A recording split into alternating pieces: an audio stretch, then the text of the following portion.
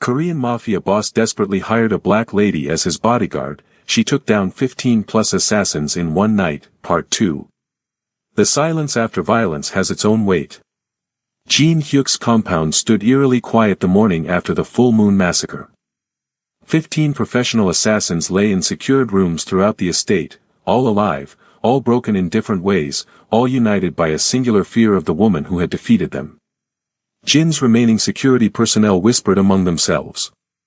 They had witnessed something impossible.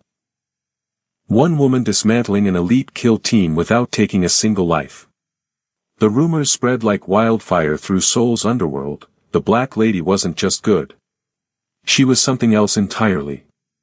In her private quarters, Zora Knight locked the door and collapsed against it, sliding to the floor as tremors racked her body. The adrenaline that had carried her through the night had finally ebbed, revealing something terrible underneath. Her hands shook uncontrollably as she fumbled with a small medical kit hidden in her bag. The device inside, military-grade, unmarked, pricked her finger and analyzed the blood sample with quiet efficiency. The results made her stomach drop. Chemical imbalance. Cellular degradation. Protein markers she'd been monitoring for 3 years now accelerating beyond sustainable levels. The serum that made her exceptional was breaking down. The weapon they'd built was malfunctioning. They always said we were weapons with expiration dates, she whispered to the empty room, watching blue lines pulse faintly beneath her skin.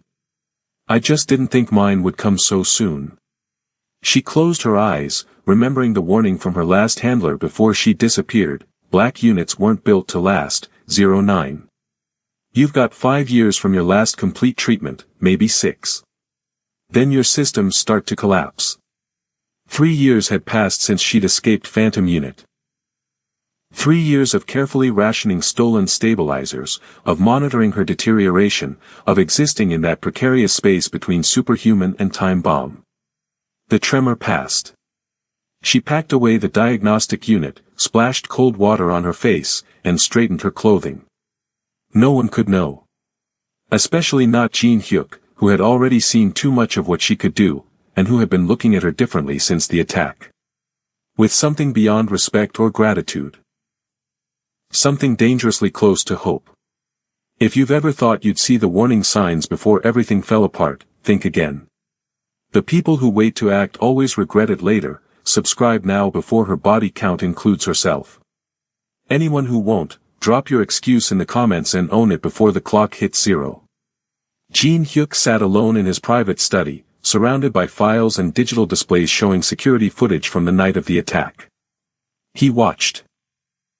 For perhaps the 20th time, the fluid precision with which Zora Knight had neutralized his enemies. It wasn't just skill. It wasn't just training. Her movements possessed an almost inhuman quality, too fast, too precise, too calculated for normal human limitation. Black 09, Commander Hayes had called her. A designation, not a name. Jin's attention shifted to the intelligence data recovered from the surveillance hub hidden in his compound. His team had been working through encrypted files for hours, searching for anything that might explain why both Korean intelligence and American Black Ops had targeted him simultaneously. A notification flashed on his screen, high-priority file decryption complete.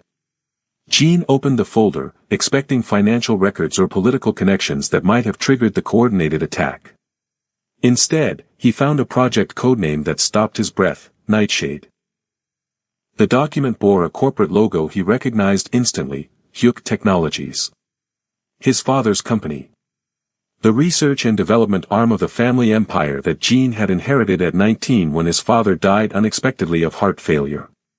His eyes scanned the technical language, biotechnology, neural enhancement, performance amplification. Military applications. Physiological optimization. And at the bottom of the document, a list of test subjects identified only by code names.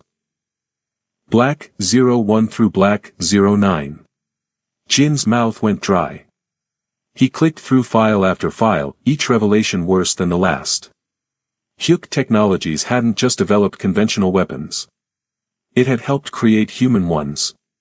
His father had funded the program that made Zora Knight. The intercom on his desk buzzed. "Sir, your cousin Seo-jun is awake and asking to speak with you."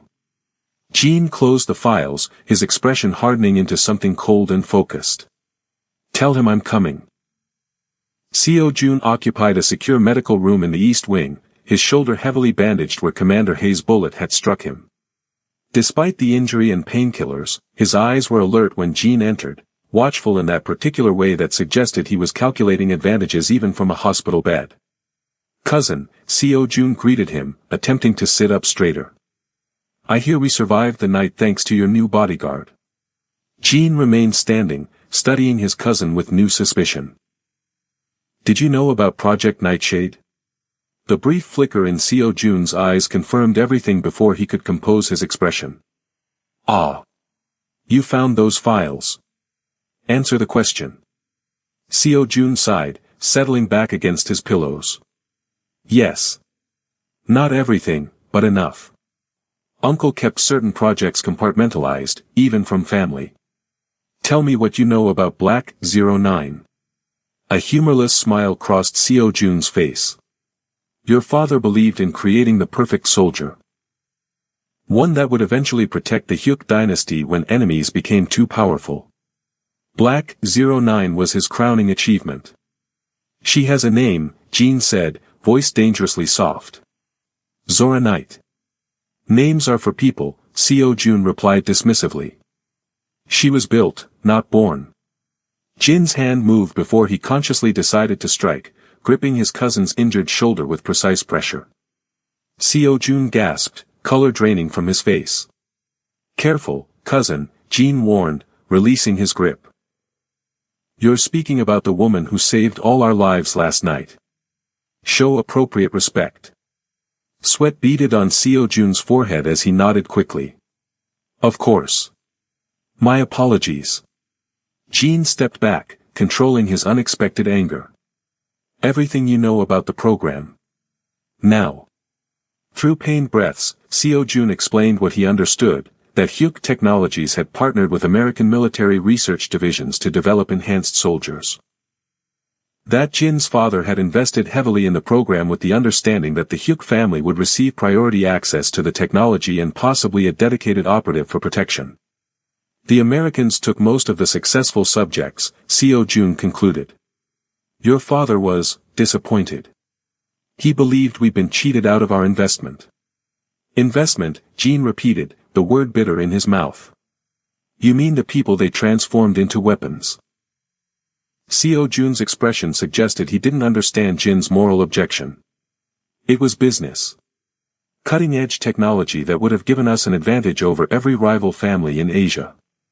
And you never thought to mention this to me? After I inherited the company? Your father's instructions were clear, certain projects would remain buried until the right time." Seo-jun attempted a placating smile. "Besides, it was discontinued years ago. Ancient history." Jin studied his cousin, seeing clearly for the first time the calculation behind his loyalty. "Ancient history is currently securing our compound, cousin. And I suspect she doesn't consider her transformation quite so historical." He left Seo-jun's room with his mind racing, connecting pieces of a puzzle he hadn't known existed until now. His family legacy was stained with more than just organized crime. His father. The man he'd idolized, whose business acumen and strategic brilliance had built an empire, had engineered human weapons. Including the woman who had just saved his life. Zora found temporary relief in physical exertion. The training room in the East Wing offered privacy and equipment sophisticated enough to challenge even her enhanced capabilities. She pushed her body relentlessly, hoping that enough physical stress might force her systems to stabilize. It had worked before, in the early days after leaving Phantom Unit. Pain sometimes reset the chemical cascade that regulated her enhancements, buying precious time before the next deterioration cycle began. Her movements blurred as she worked through combat sequences at inhuman speed, her body remembering patterns programmed during years of optimization. Each strike precise. Each footfall measured. Her skin grew slick with sweat that carried a faint blue luminescence. A side effect of the compounds breaking down in her bloodstream. She didn't hear Jean enter.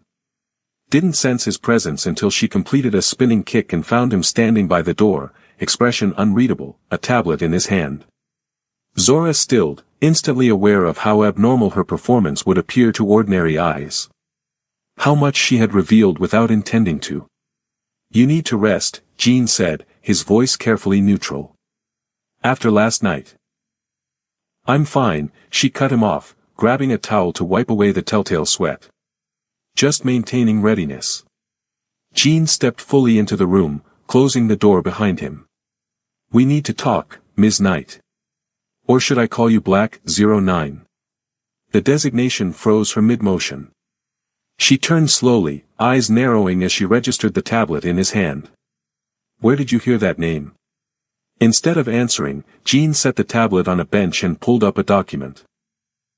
The Nightshade Protocol Technical Overview, complete with the Hugh Technologies logo prominently displayed.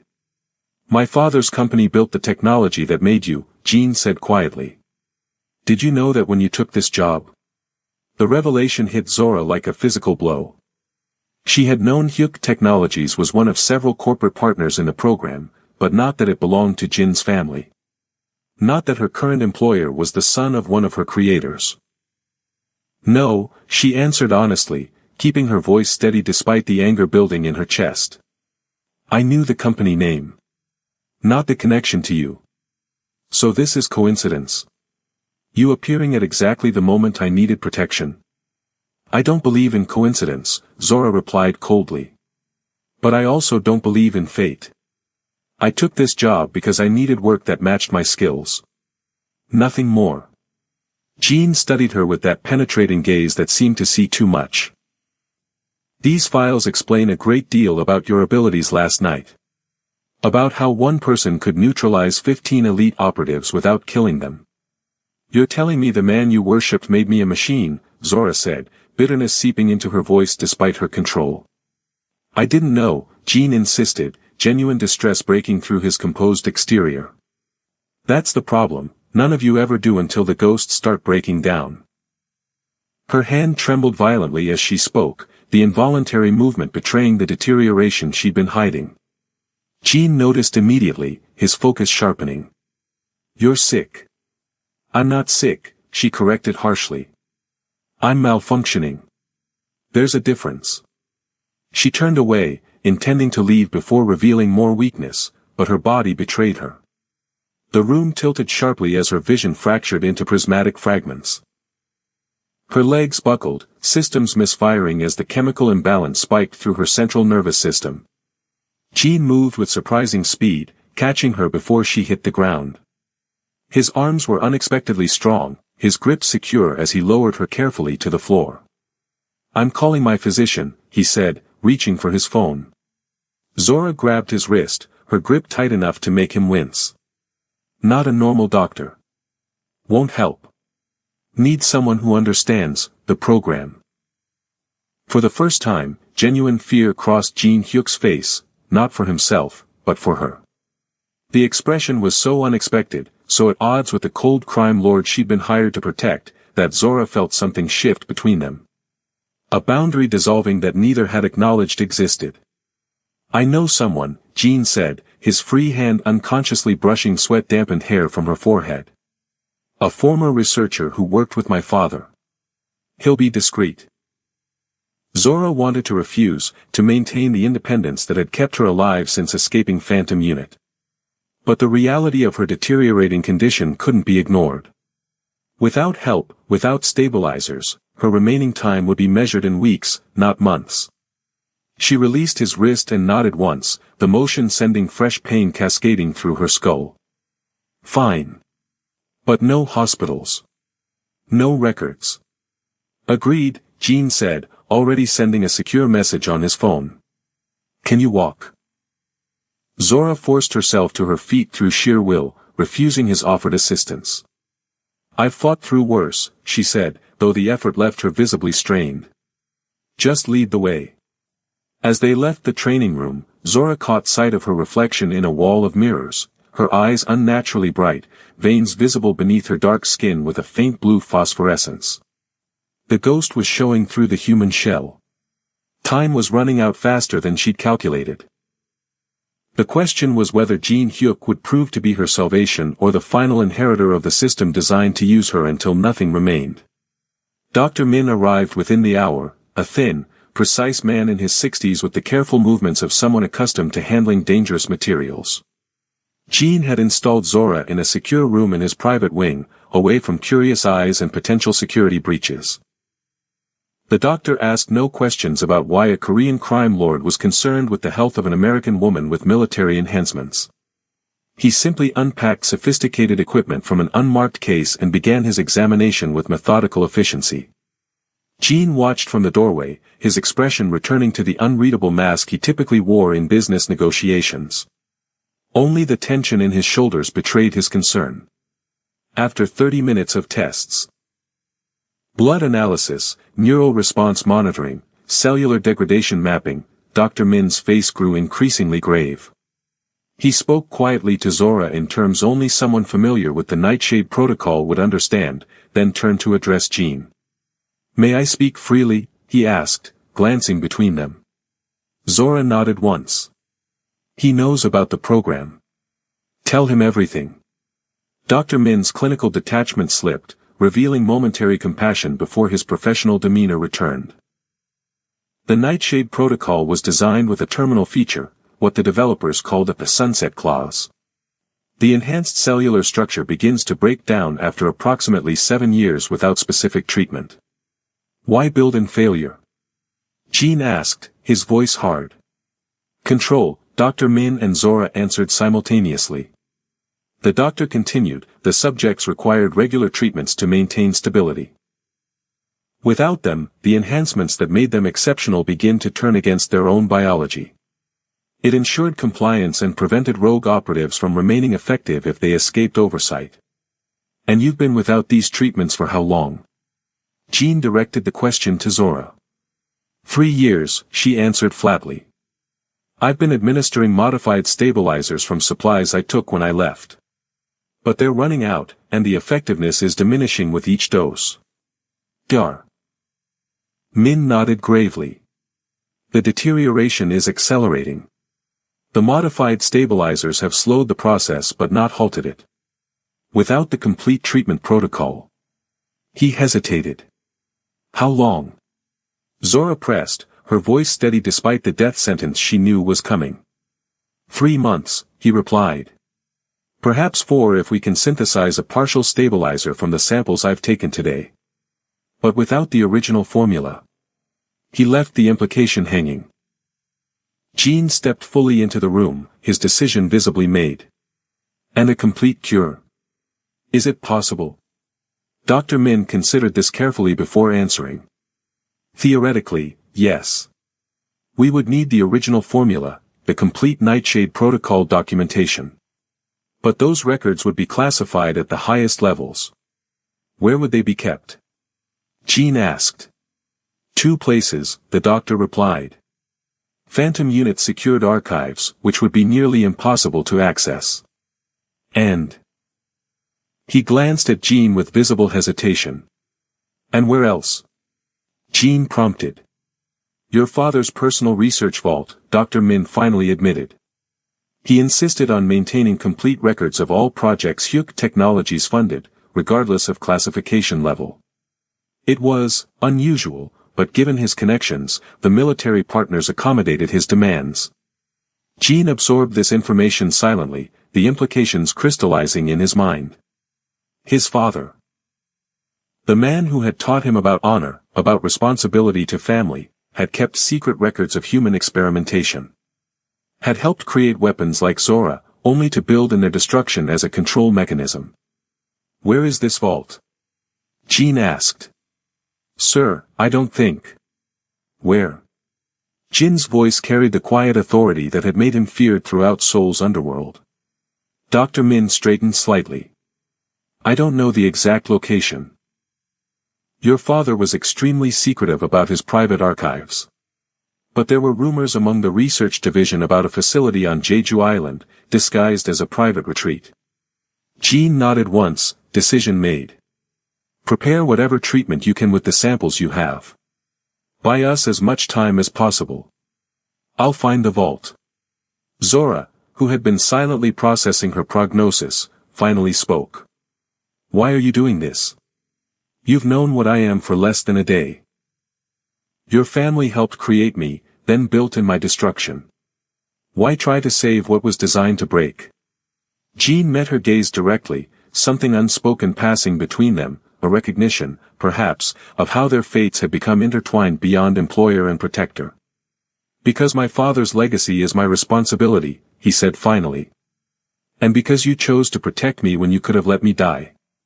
Honor demands no less in return. The simplicity of his answer, rooted in the same code that governed his business dealings and family obligations, struck Zora more deeply than any emotional plea might have. Jean Hyuk saw her survival as a matter of balance, of reciprocity. Not charity or pity, but equal exchange.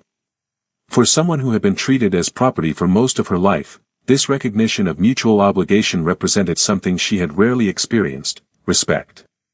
3 months, she said quietly, accepting both the timeline and his commitment. Let's make them count. You're watching someone run out of time. If you scroll past without subscribing, remember, you'd be one of the bystanders who did nothing while the strongest person you knew disappeared. Those too comfortable to act can explain themselves in the comments when the countdown hits 0. News traveled quickly through Seoul's underworld. The attack on Jean Hyuk's compound had been unprecedented in its scale and coordination. And its failure had created ripples that spread through criminal enterprises, intelligence agencies, and corporate interests alike. Most significant was the whispered information about the Black Lady who had single-handedly neutralized 15 elite assassins without taking a single life. Descriptions varied in their details, but all agreed on the essential truth: she was something beyond ordinary. Something valuable. Something that could tip the balance of power if controlled. And now, 3 days after the full moon assault, rumors began circulating that she was vulnerable. That the woman who had seemed unstoppable had a weakness after all. Jin's security chief reported the changing landscape during their morning briefing. 4 different syndicates have put out feelers about her identity.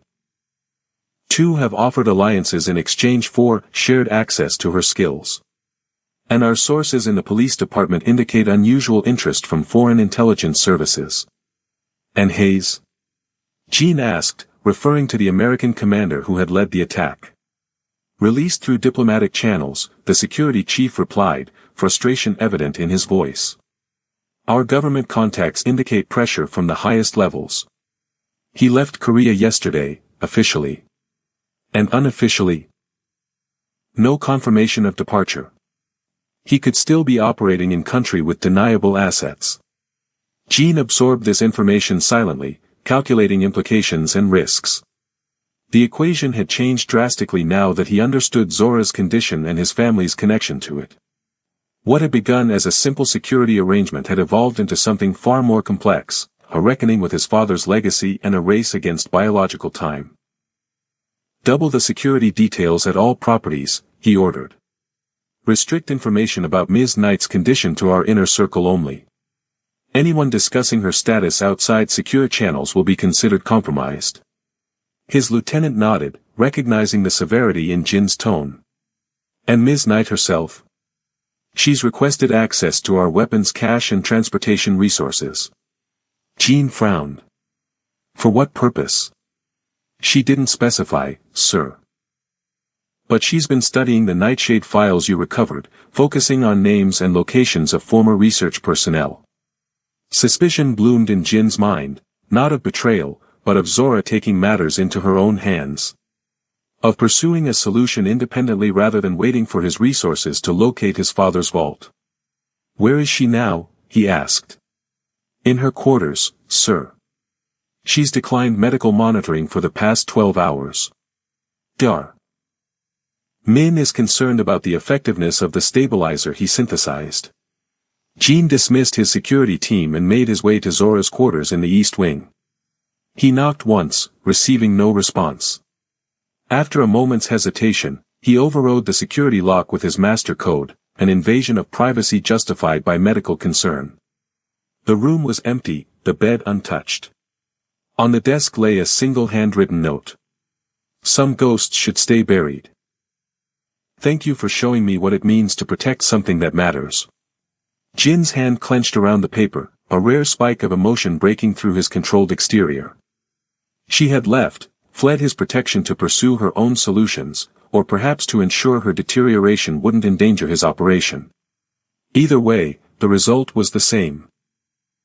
Zora Knight had disappeared into Seoul with a death sentence counting down in her blood and multiple organizations hunting her for the technology she contained. Jin activated his secure communication channel. Full alert. Find Zora Knight. Priority 1. For the first time in years, Jin Hyuk felt something beyond the calculated concern of a business leader protecting an asset. Something that made his chest tight and his decisions sharper. Fear. Not for himself, but for her. Zora moved through Seoul's shadows with practiced invisibility. 3 years of living off-grid had taught her how to disappear in plain sight, how to adjust her posture, her gait, her energy to become forgettable even to trained observers. The tremors had worsened in the 12 hours since she'd left Jin's compound, but she pushed through the discomfort with grim determination. She had survived worse during Phantom Unit training. Had performed missions with broken bones and internal bleeding. This was just another form of pain to compartmentalize. Her first target was a former Nightshade researcher who had relocated to Seoul after the program's official termination. Dr. Park Soo-min now worked for a pharmaceutical company developing performance enhancers for elite athletes, a legitimate career that nonetheless utilized skills developed during darker government projects. Zora observed her target from across the street, noting the security measures at the corporate headquarters. Standard corporate protocols, nothing that would stop someone with her training. But direct infiltration wasn't her plan. Not when there were simpler approaches. She waited until Dr. Park left the building for lunch, then followed at a discreet distance to a small restaurant several blocks away. The doctor ate alone, focused on her tablet while mechanically consuming her meal. Zora slid into the seat opposite her without invitation. Hello, doctor. It's been a while. Dar. Park froze, recognition and fear washing across her face in quick succession. Black 09, she whispered, glancing nervously around the restaurant. You're supposed to be dead? Zora suggested calmly. Decommissioned. Many things about the program didn't work as designed. The doctor's hand trembled slightly as she set down her chopsticks. What do you want? I'm not involved anymore. I've been out for years. Information, Zora replied simply. About Hyuk Technologies' involvement in Nightshade.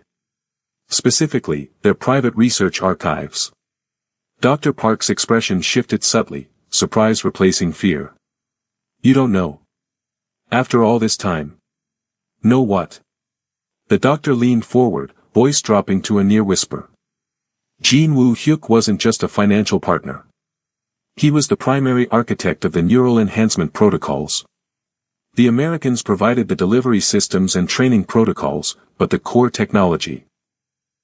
The reason black units were so effective, that was all Hyuk. The revelation sent a chill through Zora that had nothing to do with her deteriorating condition. Jin's father hadn't merely funded the program that made her. He had designed it. Had conceived of the very changes that had transformed her from human to weapon. Why, she asked, the single word carrying the weight of years of pain and loss. Dr. Park's expression softened into something almost like pity. He lost his wife to an assassination attempt. The killers were targeting him but hit her instead. After that, he became obsessed with creating perfect protection. Bodyguards who couldn't be bribed, couldn't be distracted, couldn't fail. And the sunset clause? The built-in deterioration. Was that his design too? The doctor hesitated, clearly weighing how much to reveal. That was contested. The American partners insisted on it as a control measure. Jin Woo argued against it initially, but eventually compromised. He retained the complete formula, though, including stabilization protocols that could potentially remove the sunset clause entirely. Hope flared briefly in Zora's chest before practical caution dampened it. Where would these records be kept? His private research facility. It's on Jeju Island, disguised as a family retreat. Underground levels contain complete archives of everything Hyuk Technologies ever developed. Dar. Park hesitated, then added, but it's not just about finding the formula. The treatment requires specialized equipment, specific compounds that aren't commercially available. Where would I find those? You wouldn't, the doctor said bluntly. Not without significant resources and connections. The kind that. She trailed off, studying Zora with new understanding. You're working with his son, aren't you? With Jin Hyuk. Zora kept her expression neutral. My associations aren't relevant to this conversation. Dr. Park actually laughed, a short, humorless sound. Oh, they're entirely relevant. History repeating itself. Another Hyuk, another black unit serving as protector. Her eyes narrowed slightly. Does he know what you are? What his father built? He's learning, Zora replied carefully. Now tell me exactly where on Jeju I can find this facility. 20 minutes later, Zora left the restaurant with coordinates memorized and a clearer understanding of what she was facing. The doctor's final warning echoed in her mind as she made her way through Seoul's crowded streets. The sunset clause isn't just about control, 09. It's about preventing evolution. The enhancements don't just break down, they transform. No one knows what happens in the final stages because no subject has ever been allowed to reach them. That uncertainty terrified even Jin Woo Hyuk. Jin Hyuk had built his empire through meticulous planning and decisive action. When standard approaches failed, he created new ones. When obstacles appeared, he removed them or circumvented them with equal efficiency. Finding Zora Knight would require all these skills and more. She was not merely running, she was hunting. Following leads that only someone with her specialized knowledge would recognize. He deployed his resources strategically. Surveillance teams at transportation hubs, informants activated throughout the city, digital monitoring of anything that might indicate her movements. But Jean also approached the problem from a different angle, immersing himself in the Nightshade files to understand not just what Zora was, but how she might think. What he discovered disturbed him on levels beyond the already troubling reality of human experimentation. The psychological conditioning imposed on black units was comprehensive. Designed to create operatives who functioned perfectly within command structures but struggled with independent decision-making outside mission parameters. Yet Zora had broken that conditioning. Had escaped, survived, built a new identity. The psychological resilience required was almost as extraordinary as her physical capabilities. Jean was studying these files in his private office when his security chief entered without knocking, a breach of protocol that indicated urgent news. We've located her, the man reported. Facial recognition matched her leaving a research facility in Gangnam an hour ago. She accessed Dr. Park Soo-min's private laboratory using the doctor's credentials. Jean pulled up the security footage on his screen, watching as Zora moved through the building with purpose. Her movements were different than during the night of the attack, slightly less fluid, more deliberate, as if compensating for physical limitations. The deterioration is progressing faster than Dr. Min estimated, Jean observed. Where did she go after leaving the facility? Transportation hub in Yongsan. Purchased a ticket to Jeju Island under an alias. The flight leaves in 90 minutes. Jean stood immediately. Prepare my private jet. Security detail of 6, our most discreet team.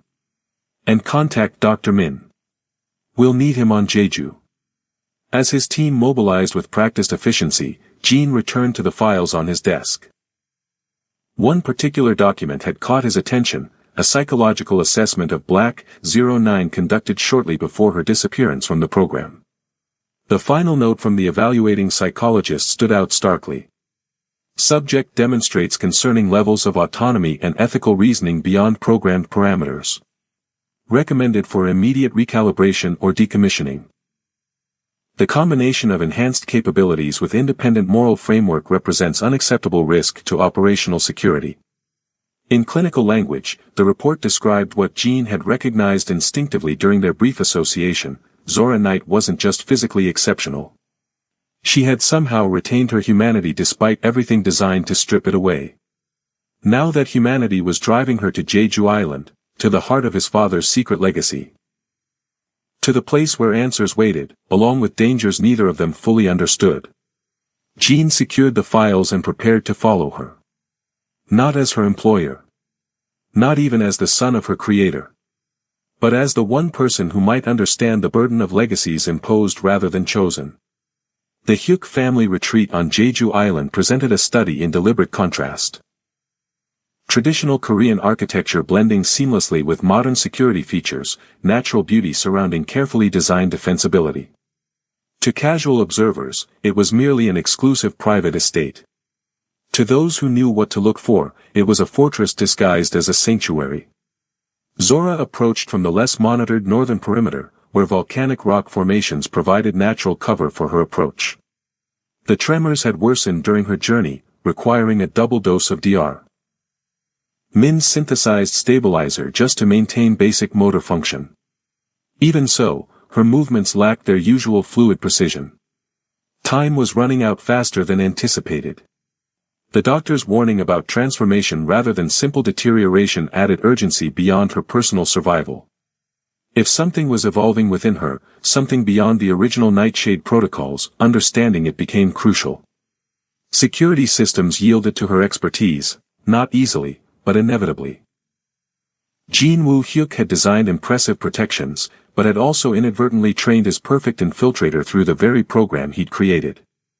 Zora's enhancements allowed her to process security patterns at accelerated speeds, to move between sensor ranges with calculated timing, to override systems with the specialized knowledge implanted during her training. The entrance to the underground facility was concealed within what appeared to be a traditional meditation pavilion. A sliding panel revealing a biometric scanner keyed to Hyuk family DNA. This presented the first significant obstacle. Zora lacked the genetic key to access the facility directly. She was considering alternative entry methods when movement at the main compound caught her attention. Vehicles approaching, black SUVs with the distinctive profile of security transports. Multiple teams deploying with coordinated efficiency. Not Jin's people. Their movement patterns were wrong. Too aggressive, too exposed. These were hunters, not protectors. Zora melted back into the cover of the surrounding vegetation, assessing the new threat. At least 20 operatives, some in tactical gear that suggested private military contractors, others moving with the distinctive patterns of intelligence agents. A coordinated force representing multiple interests, all converging on the Hyuk facility. Her presence had been detected. Or, more likely, anticipated by someone who understood what she would need to survive. A familiar silhouette emerged from the lead vehicle, Commander Hayes, supposedly departed from Korea but clearly still operational. His presence confirmed Zora's suspicion: this wasn't about Jean Hyuk anymore.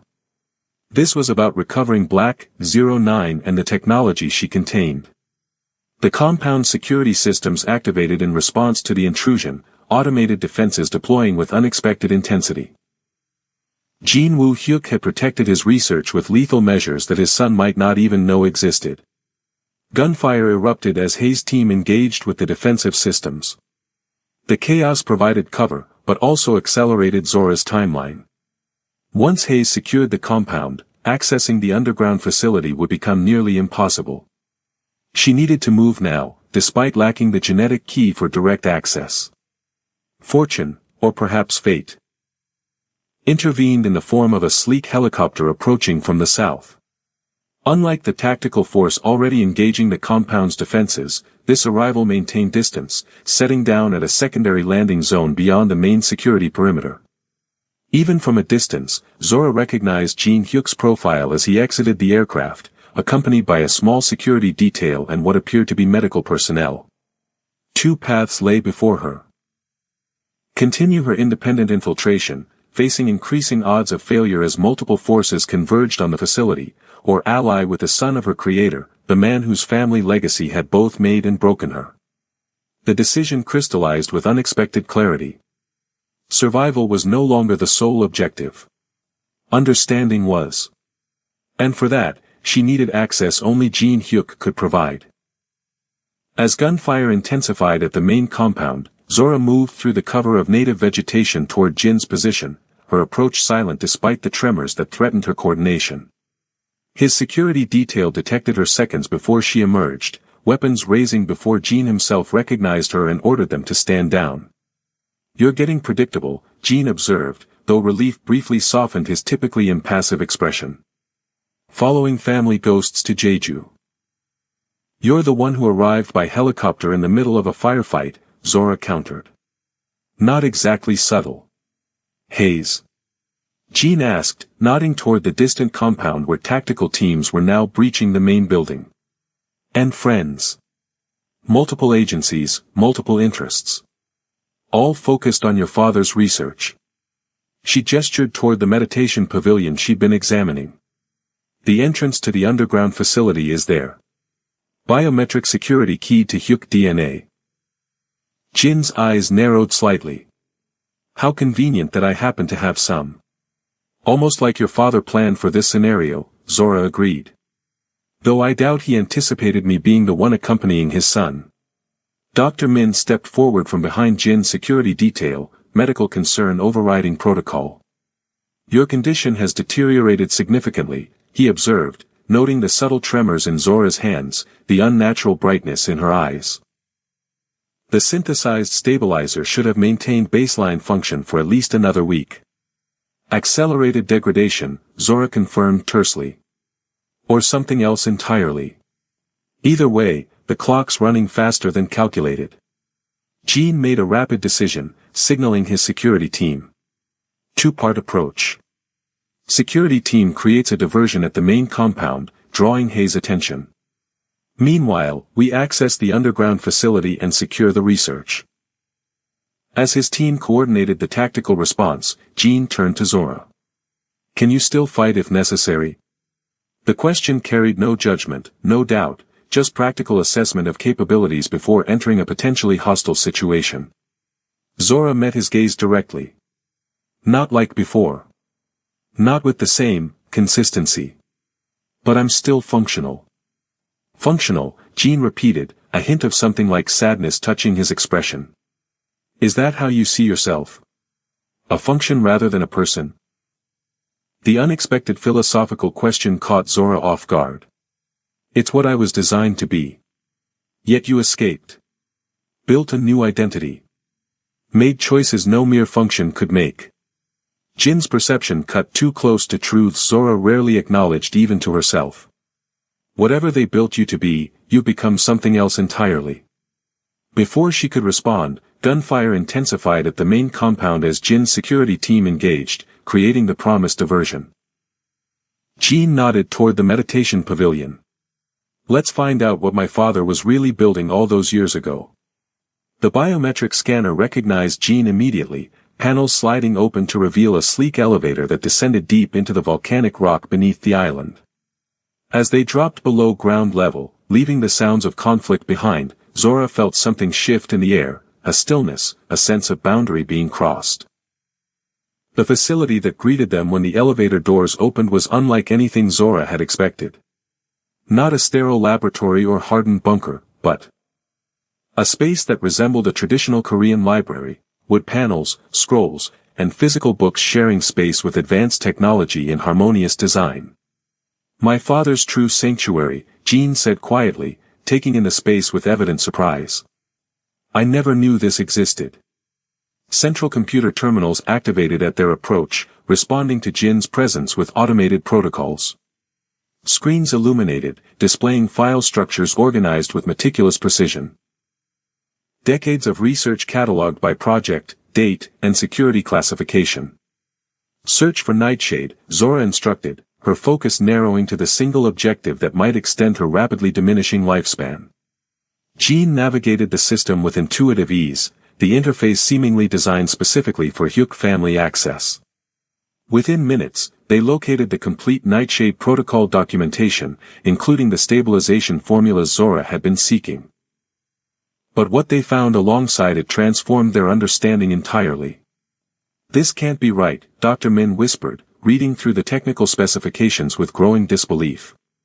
The sunset clause wasn't just a control mechanism. It was a transitional phase. Jean looked up sharply. Transitional to what? To the true nightshade potential, the doctor replied, his voice hushed with scientific awe. The deterioration we're witnessing isn't system failure, it's metamorphosis. The enhanced biology breaking down and rebuilding towards something else entirely. What exactly are you saying? Jean demanded. Dr. Min turned to Zora, professional detachment giving way to genuine wonder. You're not dying, Ms. Knight. You're evolving into what the program actually intended before the military partners demanded control measures. Your creator, Jean Woo-hyuk, designed you to transcend your initial parameters. The revelation struck Zora with physical force, momentarily stealing her breath. That's impossible. Black units were weapons. Tools. Not, whatever you're suggesting. Not weapons, came a new voice from the elevator entrance. Protectors.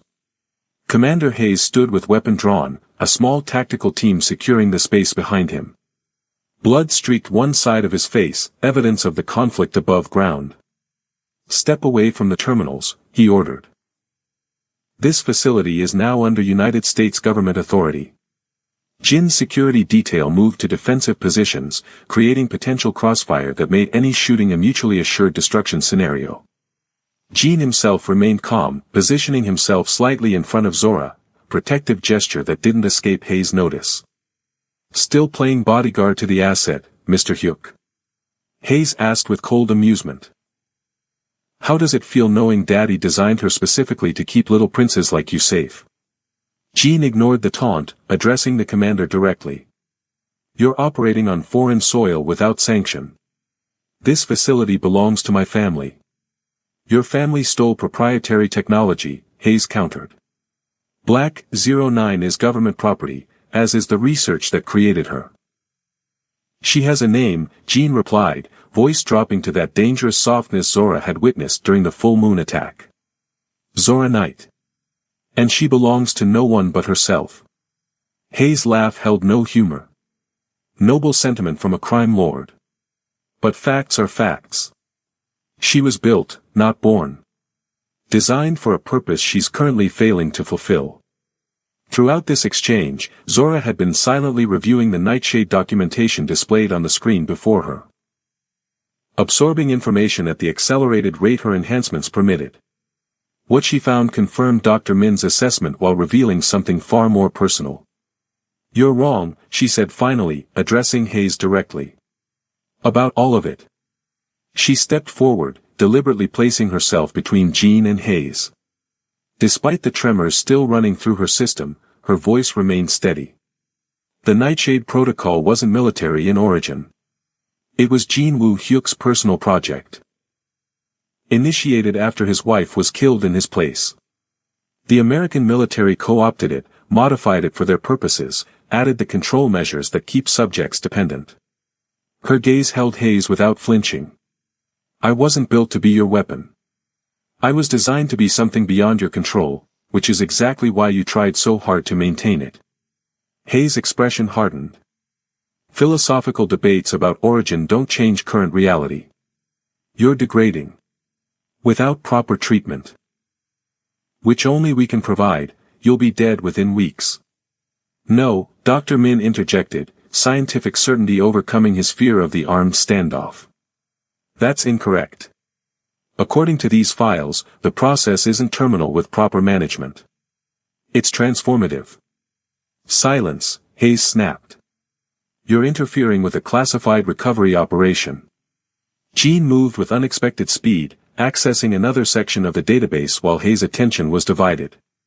Documents flashed across the screen. Genetic profiles, comparative analyses, bloodline tracing. Zora, Jean said quietly, his voice carrying a weight that drew her attention despite the tense standoff. There's something else you need to see. She glanced at the screen, information crystallizing into understanding that altered everything she believed about herself. Genetic markers highlighted in the analysis showed a distant but undeniable connection between her maternal DNA and the Hyuk bloodline. A relation distant enough to be coincidence if not for the deliberate selection process documented in Jinwoo's research notes. She hadn't been randomly chosen for the Nightshade Protocol. She'd been specifically selected because her genetic makeup was compatible at levels no other candidate achieved. Because she shared markers with the family she was ultimately designed to protect. Your family, Jin said softly. Distant, perhaps, but blood nonetheless. So I was built to protect the Hyuks because I am one, Zora replied, bitter irony coloring her words. The universe has a sick sense of humor. Hayes had seen enough. This recovery operation is concluded. Black 09, you will accompany us for proper medical intervention. Mr. Hyuk, your cooperation in this matter will be noted favorably by relevant authorities. And if I decline? Zora asked, though she already knew the answer. Then we take you anyway, Hayes replied matter-of-factly. And Mr. Hyuk joins his sister in custody for interference with national security operations. The mention of Mi Young, confirmation that she remained in government hands despite the raid's failure, caused a subtle shift in Jin's posture. Family loyalty ran deep, regardless of betrayal. Before anyone could respond further, the standoff was interrupted by a violent tremor that shook the entire facility, not from Zora's condition, but from structural instability above.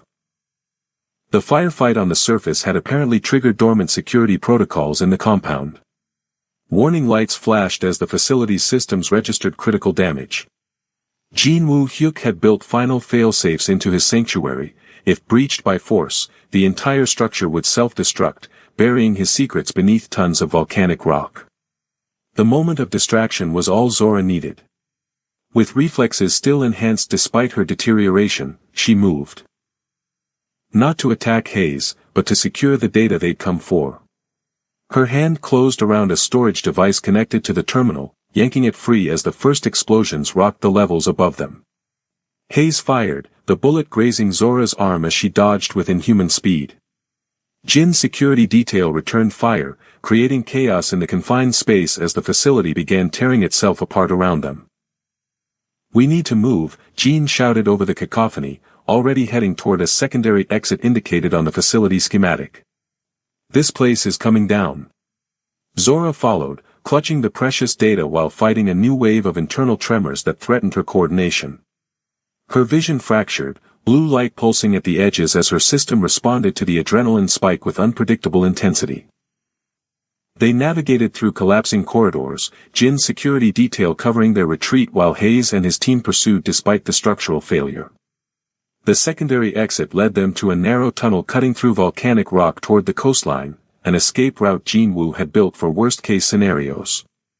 As they emerged onto a small, hidden dock where an emergency boat waited, Zora felt something fundamental shift within her biology.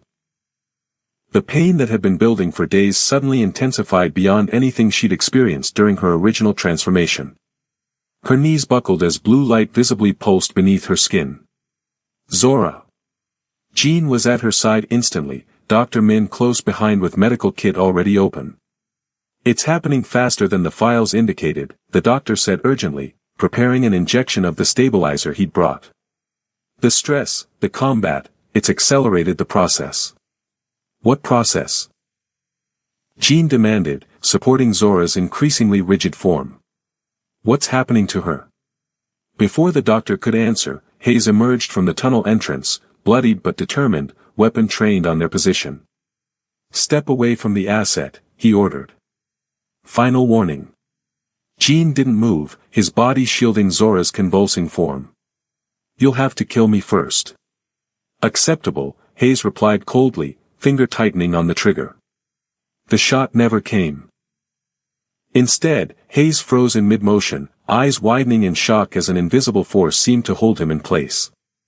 Behind Jin, Zora's trembling hand was outstretched toward the commander, blue light pulsing visibly through her veins. For 3 terrifying seconds, her heart monitor flatlined completely, the digital readout on Dr. Min's emergency medical kit showing no cardiac activity. Jin felt her body go completely limp in his arms, the light beneath her skin fading to darkness. Then, with a gasping inhalation, Zora's eyes snapped open, glowing with unnatural blue intensity. Hayes collapsed unconscious as her hand dropped, whatever force she projected apparently requiring immense effort to maintain. "Whatever you're going to do it fast," she whispered, voice strained as the blue light beneath her skin pulsed with renewed vigor. "I don't think I'm dying anymore, Jean. I think I'm transforming." Her grip on his arm tightened with inhuman strength, the physical contact sending strange electrical sensations across his skin. "Into what?" he asked, witnessing something beyond his comprehension yet refusing to abandon her even now. Zora's eyes met his, terror and wonder mingling in their unearthly glow. "Into whatever comes after human." As dawn broke over the horizon, Jean Hyuk cradled the transforming body of a woman designed by his father, connected to his bloodline, and now evolving into something beyond either of their understanding. Behind them, the Hyuk compound collapsed into ruin, burying decades of secrets. Before them, helicopters appeared on the horizon, reinforcements from multiple agencies converging on their position. In his hand, Jean clutched the data device containing the complete Nightshade protocol. Information that might save Zora, or might become the blueprint for a new generation of enhanced beings. The choice of what to do with this legacy now rested with him, the son tasked with atoning for his father's ambitions. Zora's body convulsed again, blue light emanating from her in pulsing waves that seemed to distort the very air around them. Whatever she was becoming, it was happening now, unstoppable, irreversible, unprecedented. And Jean Hyuk, heir to an empire built on shadows, made his decision. He would not abandon her to become another experiment, another weapon, another tool. Whatever emerged from this transformation, human or something beyond, deserved the right to determine its own fate. "Hold on," he told her, signaling his remaining security detail to prepare the boat. "This isn't over. This is just beginning." As helicopters closed in and dawn painted the sky above Jeju Island, Jean Hyuk faced the consequences of generations of Hyuk ambition, and the possibility that redemption might begin where creation had gone so terribly wrong. When her eyes open again, everything changes. Subscribed viewers will face what comes next, everyone else will just watch the world burn from the comments, asking why they hesitated. Don't be the one left out of the transformation.